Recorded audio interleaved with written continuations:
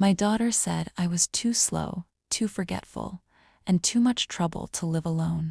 So, she and her husband tricked me into a care home without my say and moved into my house, like it was theirs already. They acted like I was already gone from this world. But I wasn't mixed up. I wasn't done.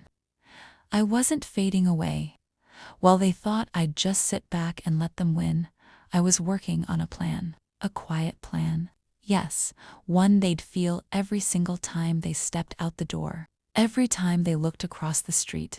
This is how I made her regret the day she ever thought she could push her own mother aside. This is how quiet strength brought sweet justice. I raised my daughter Sarah with everything I had after her father left us high and dry. He walked out one morning with nothing but a suitcase and a note that said he couldn't do it anymore. I was 28, Sarah just 3, and the house payments were piling up like snow in winter. I cried that night, holding her close, her little head on my shoulder, wondering how I'd make it. But I did. I took any job I could, cleaning houses at dawn, waitressing nights, my hands raw from scrubbing.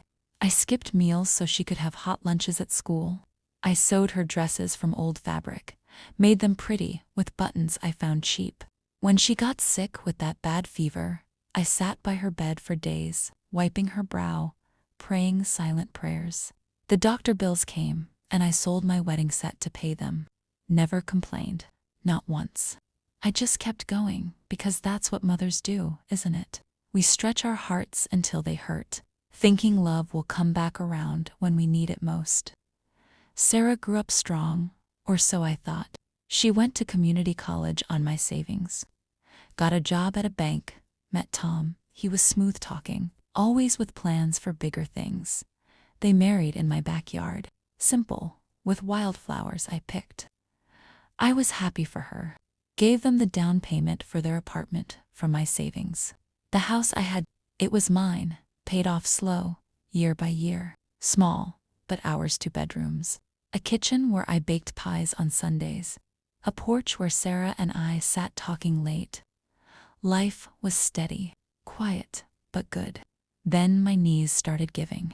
Years of standing, lifting patience, they caught up. One Tuesday, I slipped in the kitchen, reaching for a can. Bruise on my arm, nothing more. Called Sarah to tell her. She and Tom came right over, faces worried. "Mama, you okay?" Sarah hugged me tight. Tom looked around. "This place is a lot for one person now." They stayed, made tea, talked soft.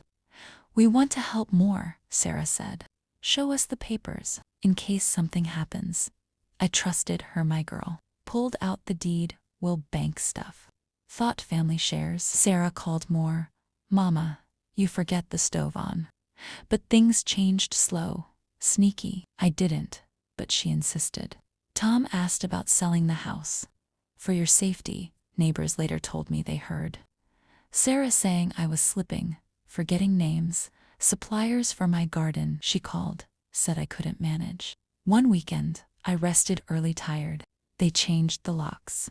Said it was for security. I knocked next day. Tom opened. "Mama, you have a key." No, I didn't. A week later came the drive. "Let's get lunch, Mama, just us." "Nice and easy," Sarah sang. Smile stretched so wide it looked stapled on. I slipped into my good Sunday blouse, the pale lilac one with the tiny pearl buttons, and left my heavy purse on the hook by the door. "No need for it," she said. Tom drove, humming along to the oldies station like this was any other Saturday. I watched the familiar streets slide by me. Oak Ridge, the corner store where I still bought Nate's favorite root beer, till the car turned left instead of right. The building sat back from the road, low and beige, with a discreet brass plaque, Willow Crest Assisted Living. My stomach dipped. "Thought we were eating at the diner," I said, voice smaller than I meant. Sarah reached over, patted my knee. Change of plans. "Mama, you'll love the food. Here healthy, soft, easy on the teeth." Tom parked by the double glass doors. A nurse in pastel scrubs was already waiting, clipboard in hand.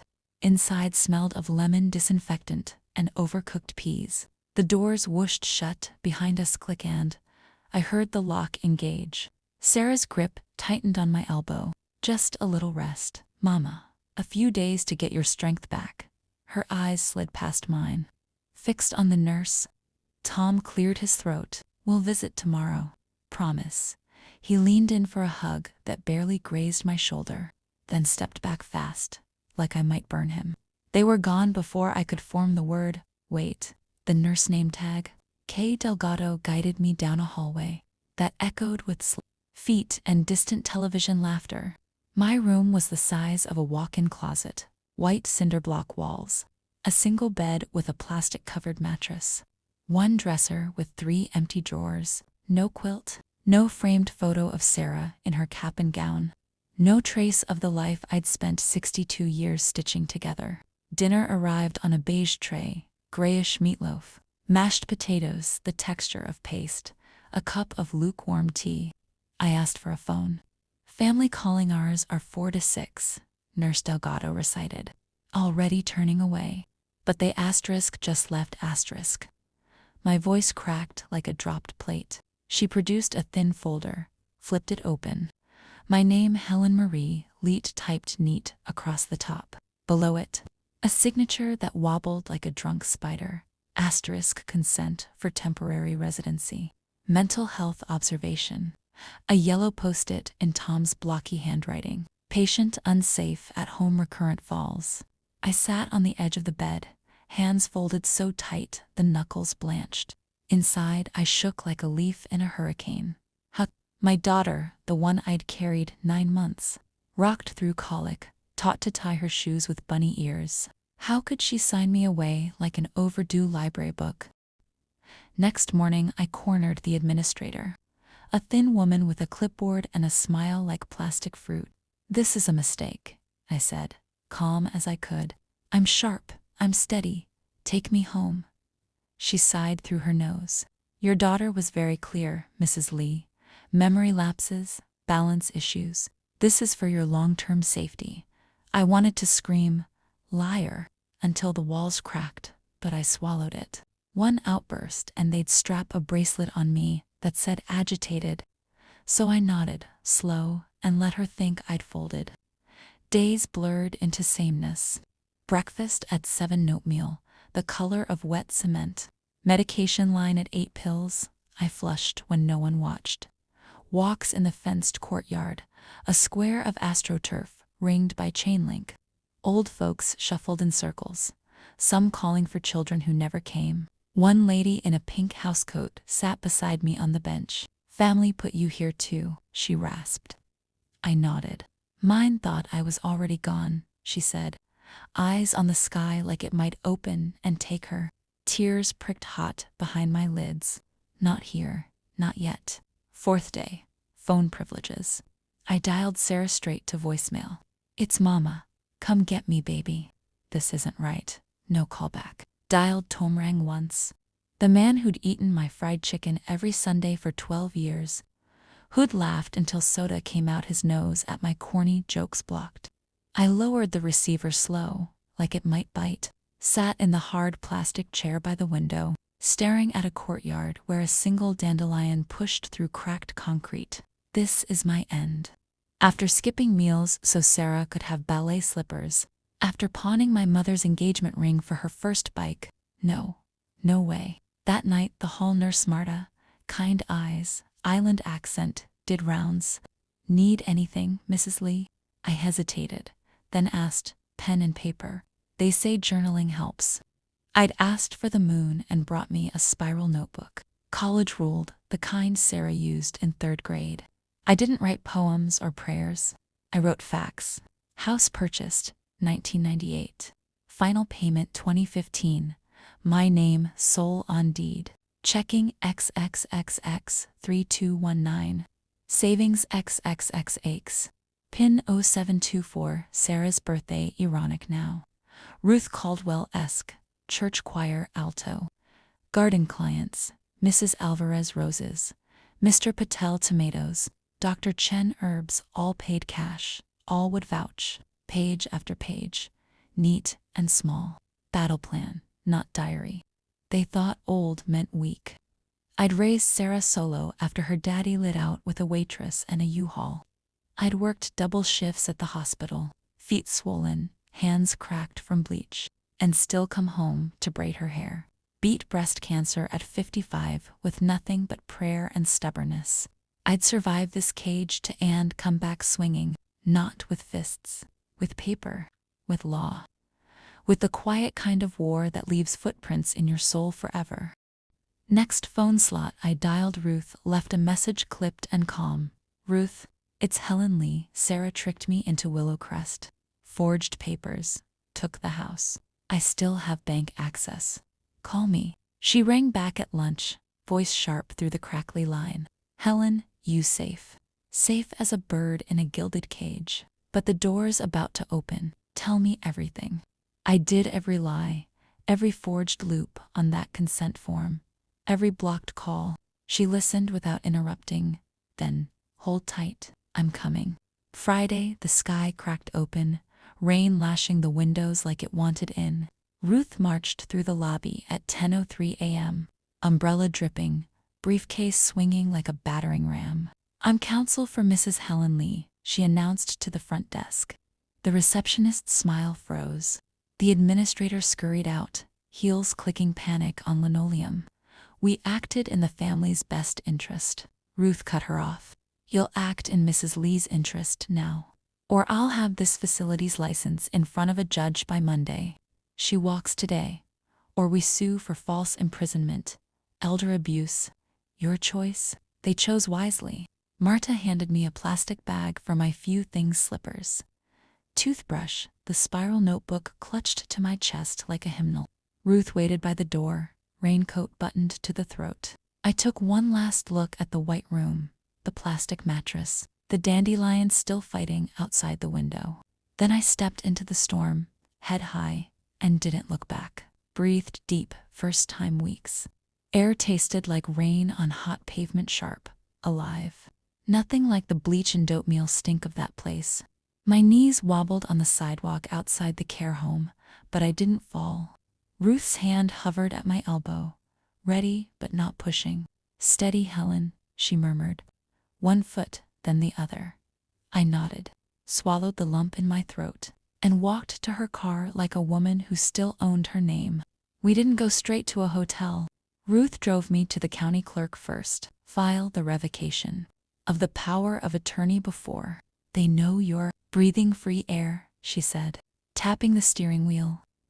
I signed where she pointed. My hand didn't shake once. The clerk, a young man with kind eyes, stamped the papers and slid them back. You're officially you again, Mrs. Lee. I almost laughed. Next stop, the bank. The lobby smelled of lemon polish and old coffee. I slid my ID across the counter. The teller's eyebrows shot up when she saw the joint account balance higher than Sarah and Tom expected, because I'd been quietly moving money into a separate savings for years. Freeze any withdrawals over $500, I told her, and print me every statement for the last 6 months. She did it without questions. People respect a woman who knows her own numbers. By 4 o'clock, I had a room at the extended stay off Route 9 clean, quiet, a hot plate, and a window that opened. Ruth carried in the small duffel sheet, packed from my house, while Sarah thought I was napping in the care home. My quilt? Essentials, Ruth said, setting the skillet on the counter like it was a weapon. I hugged her so hard my ribs creaked. Thank you, I whispered into her shoulder. She patted my back twice, brisk. Save the tears for court, honey. We're just getting started. That night, I sat cross-legged on the motel bed, statements spread like tarot cards. Every utility bill, every grocery run, every tank of gas Tom charged to my account after they locked me away. I circled each one in red pen. Evidence, not rage. I fell asleep with the TV flickering some old western. John Wayne growling about justice. Dreamed of my tomatoes back home, fat and red on the vine. Morning came gray and cool. I showered until the hot water ran out.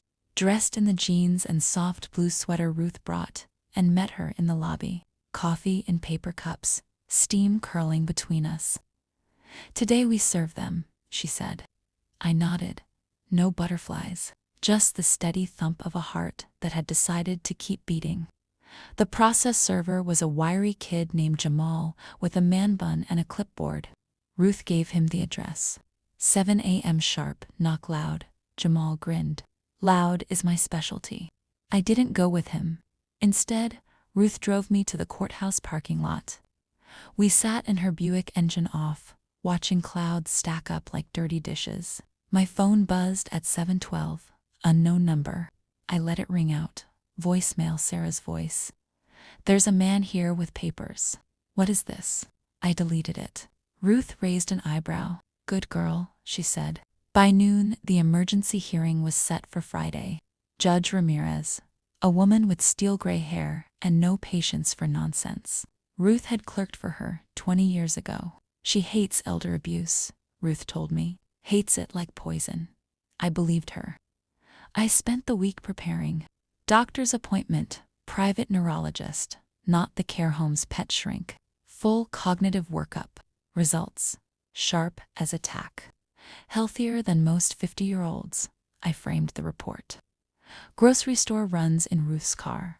Stocking the motel fridge with real food eggs. Spinach peaches so ripe they bruised in my hand. I cooked breakfast every morning, skillet singing on the hot plate. The smell of bacon drifted down the hallway. Other guests knocked to ask if I was running a diner. I laughed for the first time in months. Thursday night, Ruth brought takeout from the Thai place on Maple Pad Keemao. Extra spice. We ate on the bed, papers pushed aside. "Tomorrow, you wear the navy suit," she said, "and the pearl pin your mama gave you." I touched the pin on the dresser. Small gold circle with a single pearl. "She wore it the day she buried my daddy," I said. Ruth nodded. "Wear it like armor." Friday, 8:45 a.m. Courthouse steps. I walked slow, cane in one hand, borrowed for effect. Sarah and Tom were already inside, huddled with a lawyer who looked barely 30. Sarah's hair was stringy, roots grown out. Tom's tie was crooked. They didn't see me until I was 10 feet away. Sarah's mouth opened, closed. Tom's face went the color of skim milk. Judge Ramirez didn't waste time. "Mrs. Lee alleges fraud, forgery, and financial exploitation." Let's hear it. Ruth laid out the forged consent form. The care home administrator squirmed when Ruth played the voicemail I'd left from inside my voice calm, asking to come home, Sarah never returning the call. Tom's lawyer tried to object. The judge shut him down with a look. Sarah took the stand. Her hands shook so hard the microphone picked it up tiny metallic clicks. "We were scared," she said. "Mama fell. She forgot things. We thought. You thought you'd lock her away and spend her money." Sarah burst into tears. Real ones, snot and all. I didn't flinch. Tom refused to testify. Smart, for once. Judge Ramirez ruled from the bench. Power of attorney revoked. Accounts frozen pending audit. Care home fined for accepting fraudulent paperwork. Temporary restraining order, Sarah and Tom to vacate my house within 30 days. "And Mr. and Mrs. Thompson," the judge added. "Consider yourselves lucky Mrs. Lee isn't pressing criminal charges. Yet." Ruth squeezed my hand under the table. I squeezed back. Outside, reporters waited local news. Senior advocacy blog, even a podcast guy with a recorder. I gave them 30 seconds. "I'm just a mother who wanted her home back. The law worked today. That's all." Ruth steered me to the car before they could ask more. We celebrated with milkshakes at the Dairy Queen drive-thru. Chocolate for me, strawberry for her. I sucked on the straw and watched kids chase each other across the parking lot. "Now what?" I asked. Ruth licked a drip off her wrist. "Now you decide how loud you want the next part to be." I thought about it all weekend. Loud meant lawsuits, depositions, maybe jail time for Tom if the DA picked it up. Quiet meant something else. Something that would follow them longer than any headline. Monday morning, I called the realtor Marisol, who'd sold half the houses on my old street. Find me something directly across from 1427 Oak Ridge, I said. She laughed. Helen, that cottage just came on the market. 1 story, big porch, needs paint but solid bones. I met her at noon. The for sale sign was still crooked in the yard. I stood on the porch and looked straight into my old kitchen window. Perfect. Offer made by 3 p.m. full asking cash. 30-day close. Marisol's eyes went wide. You sure? I handed her the cashier's check. Never been surer. Sarah got the news Tuesday. I was at the motel packing when my phone rang. Her number. I answered. Mama, please. Across the street, every day. Her voice cracked like thin ice. I said nothing for a long beat. You wanted me gone, Sarah? Now I'm just nearby. I hung up. Moving day was a Thursday in early May. Nate, my grandson, 16 in all, elbows, showed up with his pickup. We loaded my quilt, 3 boxes of books, and a flat of tomato seedlings I'd started on the motel windowsill. Sarah watched from her porch, arms wrapped around herself like she was cold. Tom wasn't there. Rumor said he'd taken a job 3 hours away, commuting on weekends. I waved. She didn't wave back. Nate and I painted the cottage, planted the tomatoes along the fence line. Lurly girls, big boys, 1 cherry just for snacking. I hung wind chimes that sounded like rain. Every morning I sat on my new porch with coffee, watching Sarah's curtains twitch. She stopped going to the gym, stopped mowing the lawn. The for sale sign went up in her yard the first week of June, then came down again. Rumor said Tom refused to sign. Nate started spending nights. It's quieter here, he said, dumping his backpack by the door. I cooked real meals, smothered pork chops, cornbread, greens from the garden. He ate 3 helpings and asked for seconds of pie. One night he said, Mom says you're punishing her. I set my fork down. No, baby, I'm living. There's a difference. July brought heat and thunderstorms. Sarah's air conditioning broke. I could hear the arguments through open windows. Tom's car stopped showing up on weekends. Nate told me his dad was crashing with a buddy. I didn't ask questions. One August evening, Sarah knocked. I was shelling peas on the porch bowl in my lap. She stood at the bottom step, hair in a messy knot, eyes red. Can we talk? She asked. I kept shelling. Talk. She climbed 1 step. I was wrong, scared, thought. You'd leave me with nothing like Grandpa left. I looked up. Your grandfather left because he was weak. You left because you were greedy. Different scenes, same hurt. I'm sorry, she whispered. I set the bowl aside. Sorry doesn't give me back the nights I cried myself to sleep in that place. Sorry doesn't plant my tomatoes. She started to cry. I let her. After a minute, I said, Go home, Sarah. Fix what you broke with your son. That's the only apology I'll hear. She left, didn't come back. September, the cottage sold fast, to a young couple expecting their first baby. I signed the papers at Marisol's office, pen steady. The check was fat enough to pay cash for my new place and seed, the Lee Legacy Fund at the community center. Nate's trust fund, too, locked tight until he's 21. Sarah moved out the last week of October. No moving truck, just her SUV packed to the roof. Nate helped carry boxes. I watched from my porch. She hugged him goodbye, long and fierce. When she looked my way, I raised my coffee mug in a small salute. She got in the car and drove off without looking back. Nate moved in full time. We painted his room the blue of a robin's egg. He brought his gaming console. I brought my sewing machine. We cooked together, argued over music, planted garlic for next spring. Some nights he asked about his mom. I told the truth. She's learning what alone feels like. Maybe she'll grow from it, maybe not. Either way, we're here. Winter came early. First snow dusted the porch rails. I hung Christmas lights white. Nate strung them while I baked gingerbread. The house across the street stayed dark, for sale sign iced over. I didn't gloat. Just felt the quiet settle in my bones like warm flannel. One December morning, the mailman dropped an envelope in my box. No return address. Inside, a single photograph Sarah, at maybe 6 years old.